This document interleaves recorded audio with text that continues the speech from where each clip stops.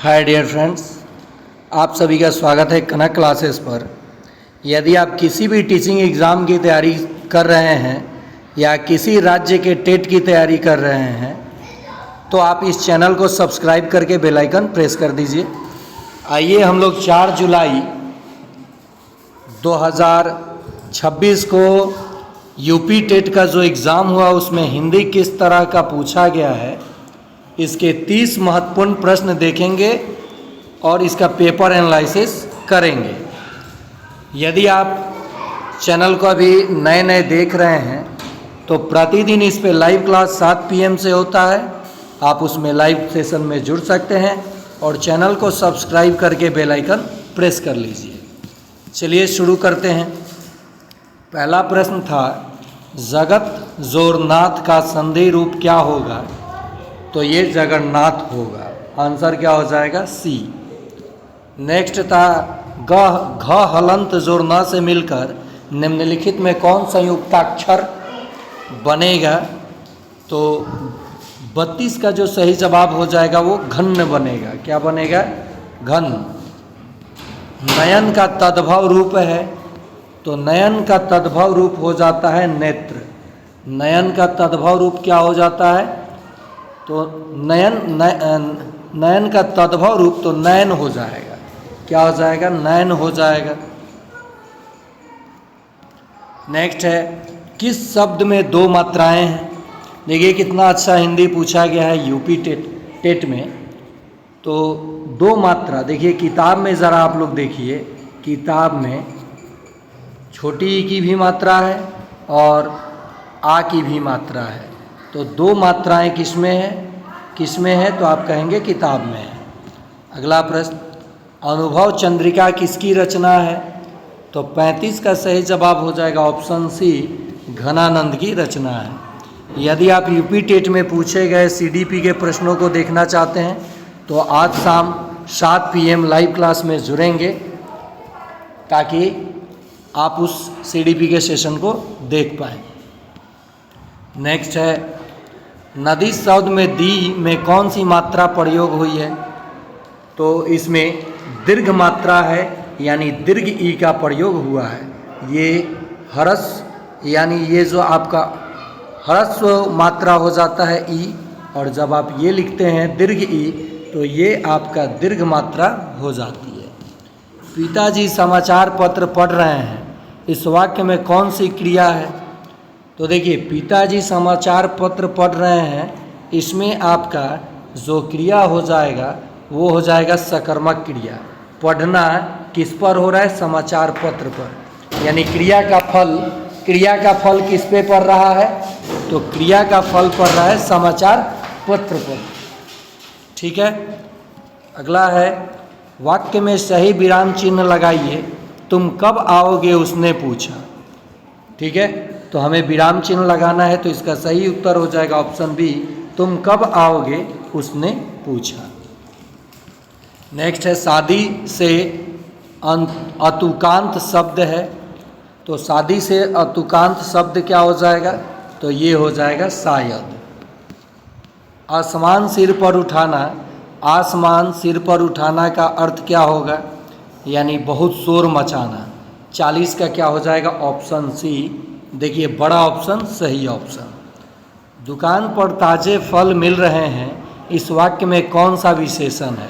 बात ताज़े, फल जो है ताज़ा है, फल जो है ताज़ा है, तो ये कौन सा विशेषण है? विशेषण से जो प्रश्न पूछा गया तो इसकी गुण बता रहा है फल का, तो ये गुणवाचक विशेषण है।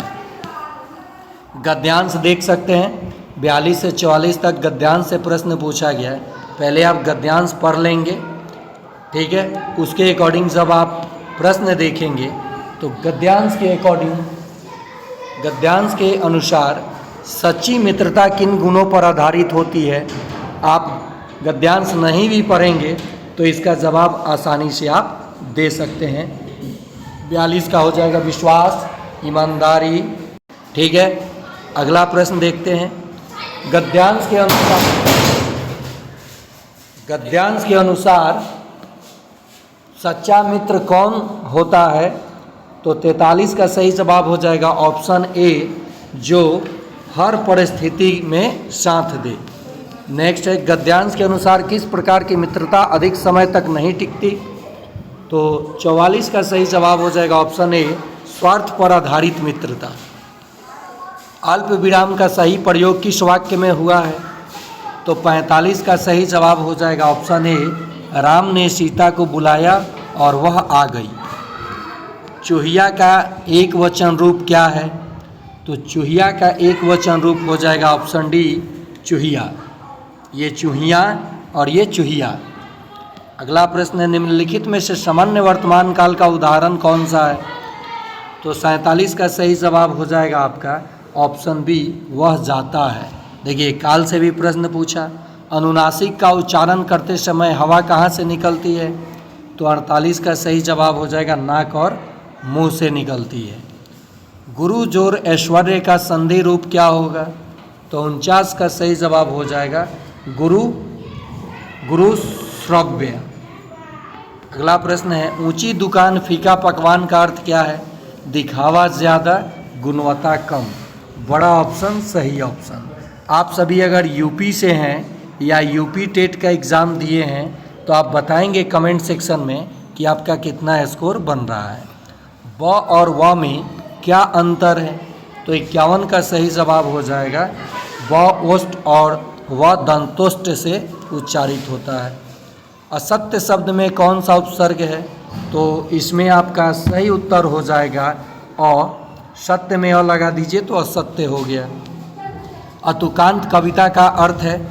तो 53 का सही जवाब हो जाएगा ऑप्शन ए, जिसमें तुक न हो। अर्धचंद्र का उदाहरण है? तो अर्धचंद्र का उदाहरण कौन सा है? 54 का हो जाएगा डॉक्टर। ये अर्धचंद्र कहा जाता है। देखिए कितना आसान प्रश्न पूछा। धर्म जोर अर्थ का संधि रूप क्या है? संधि से दूसरा प्रश्न ले लिया, यानी धर्मार्थ हो जाएगा। ई मात्रा का प्रयोग करके दो अक्षरों का शब्द है? तो देखिए रवि, इसमें छोटी ई की मात्रा है, इसमें ये छोटी ई की मात्रा है, तो रवि इसका सही जवाब हो जाएगा। चांद का मुंह टेढ़ा है, यह काव्य किसकी रचना है? तो 57 का सही जवाब हो जाएगा गजानन माधव मुक्तिबोध की रचना है। निम्नलिखित में से नकारात्मक वाक्य कौन सा है? तो 58 का सही जवाब हो जाएगा वह घर नहीं गया। देखिए नहीं लगा है, नकारात्मक पूछा है। मनः जोर बल का संधि रूप क्या है? तो इसका सही जवाब हो जाएगा मनोबल। और हिंदी का ये आखिरी प्रश्न जो कि यूपी टेट में पूछा गया, निम्नलिखित में द्वंद्व समास पद कौन सा है? तो द्वंद्व में और छुपा रहता है या विपरीत शब्द होता है। तो इस प्रश्न का कमेंट सेक्शन में आप जवाब देंगे, या फिर योजक चिन्ह भी रहता है, वो द्वंद्व समास होता है। तो यदि आप सभी लोग क्लास देख रहे हैं तो इस प्रश्न का उत्तर कमेंट सेक्शन में देंगे और चैनल को सब्सक्राइब करके शेयर करेंगे कनक क्लासेस को, और लाइक करेंगे। साथ ही साथ आप मेरे दूसरे चैनल और तीसरे चैनल को भी फॉलो कर सकते हैं। स्टडी विथ राहुल 247 और जीके स्टडीज़ पर आपको शिक्षा विभाग से जुड़ी कोई भी जानकारी हो प्राप्त होती है और क्लासेस भी आपको उस पर मिल जाता है। 7 बजे लाइव, फिर 9 PM में, फिर 6 AM में 3 टाइम लाइव आता हूँ। आप जुड़ करके टीचिंग एग्ज़ाम की कोई भी तैयारी आप बेस्ट तरीके से कर सकते हैं। आज के लिए इतना ही, धन्यवाद।